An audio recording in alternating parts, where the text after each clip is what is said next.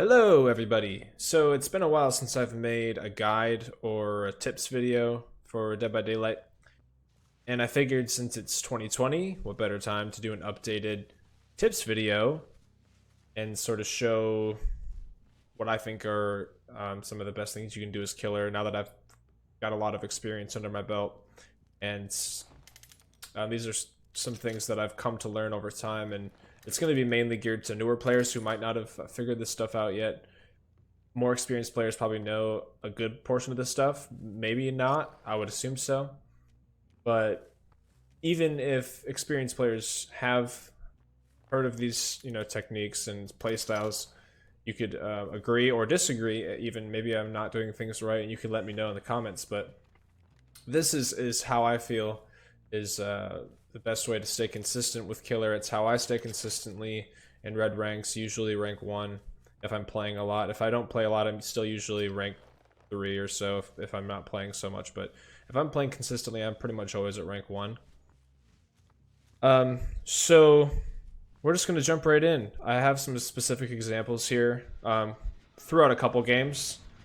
This first game has the first couple of examples, and I'm not cutting ahead quite yet because the first example is right up here.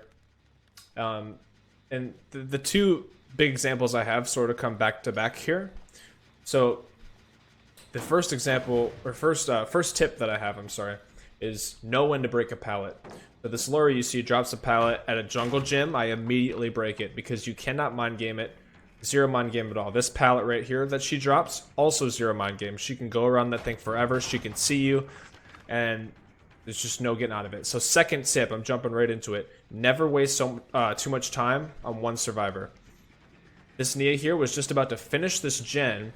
If I had continued going after the Lori and just letting her drop pallets in my face and breaking them, this gen would have popped, and probably another gen would have popped as well. So it would have been 2 gens for one chase. Yeah, see, there was another gen. So never focus on one survivor, especially a healthy survivor that you won't even down when you hit them. It's always best to leave them alone and go after somebody who's more of a threat, because somebody who's just running away isn't actually doing anything. They're not doing gens. They're not doing anything that's gonna hurt you, other than maybe drop pallets that you can break. But yeah, so the first 2 tips: know when to break a pallet. Don't just try to mind game every pallet when a lot of them are not mind gameable. And 2, never waste too much time on one survivor. Alright, so tip number 3 is to injure as many survivors as possible when you found a whole bunch of them. So you see how I found one Claudette there, injured her, immediately start going after the other one. The more people you have injured, the better. And because now that person's going to go waste time healing. And if they don't go waste time healing, then that means the next time that you find them, they're going to be one shot. There's another side tip there as well, is to always wait for dead hard. Just throwing that in there. A lot of people run dead hard, but it's usually in red ranks. Wait for it before you swing all the time. And this is another example here. A lot of survivors will try to get in your way. Take the free hit. Survivors are very cocky and just throw themselves in front of you at weird times for some reason, even though it makes no sense to do that and give a killer a free hit. But a lot of survivors do, and you should take it. Don't ignore them. Don't go for the hook. If they're right in front of you, fucking smack their ass. Because of that, I get to down her, and that's another hook. Yeah. Injure as many people as possible. Alright, so tip number 4, I don't really have a clip for, but I'm just going to tell you. It's to always be aware of what gens are being done and know which gens to pressure. And by that I mean that you don't want to end up letting the survivors split the map. Most maps in this game are huge, so you don't want survivors doing gens on both sides of the map, because what you want to happen is if they're getting gens done, you want it to end up being a 3-gen situation, which if you don't know what that is when the last 3 generators are all relatively in the same area. So if you pressure the right gens and keep survivors off the right gens, or if you're using Pop Goes the Weasel, you can make sure that, they're sort of forced to do the gens outside of that area, and then they're in a shitty situation. There's waiting for the dead hard again. If I hadn't waited for that dead hard and just swung, she would have made it to God Pallet. But we got the down there. That's why you wait for dead hard. Always wait for dead hard. But yeah, know which gens to pressure. Don't let yourself be split, because I can tell you, if you get to the end game and there's one gen left and you have all survivors still alive, or even 3 survivors still alive, sometimes even 2 survivors still alive, but you have the gens split across the map on some of these huge maps, it's pretty much impossible to stop. Killers like Freddy are a little bit easier because you can teleport to gens, but all the other regular normal killers that just move 115, it's a lot harder to keep that map pressure when it's split between the entire map.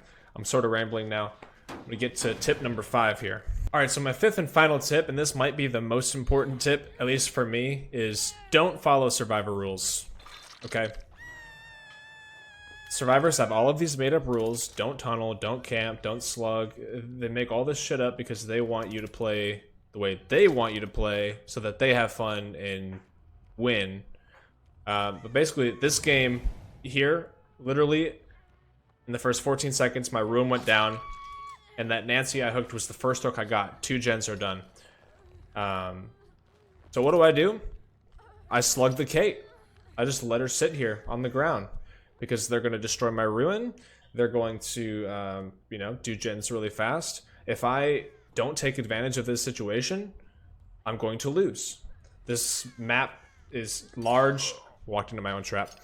This map is large, and there's loads and loads of pallets, so if I give them a million chances, I'm going to lose. Now, if you want to play nice and stuff, there's nothing wrong with that, but don't feel obligated to play nice, because you don't have to. Your objective is to win. Your objective is to kill everybody. So just because a survivor wants to have fun at your expense doesn't mean you need to let them. So do what you need to do to win, and take the hate mail in stride, because if they take it that seriously, that's on them. It's just a video game at the end of the day. I just walked into that trap again. It's a really good trap, not for survivors, but for me to walk into. But yeah, survivor rules are bullshit. And look at this. Look at the situation. We're slugging Sue. Look at that. Look what can be yours if you just, you know, ignore the bitches. Alright, well that's going to do it for this video. I know it wasn't a super long video and I didn't go into like huge detail other than the ranting, but I don't feel like a video like this needs to be super long. I feel like a lot of these things are sort of straightforward and to the point anyway, so I don't want to show you a million examples when I can just show you those and just be as descriptive as I can. And yeah, so I'm not going to drag it out any longer. Those are my 5 tips for killer and how I remain consistent. And I hope you enjoyed the video, and if you agree, let me know. If you disagree, let me know. If you want to be an asshole, go ahead. I will laugh at you. If you want to have a discussion, let's do it. I'm always down. I hope you enjoyed this video. I might do one for Survivor as well, because I do play both sides. So, yeah, let me know if you want to see that, and what other kind of videos you want to see. See you guys in the next video. Peace.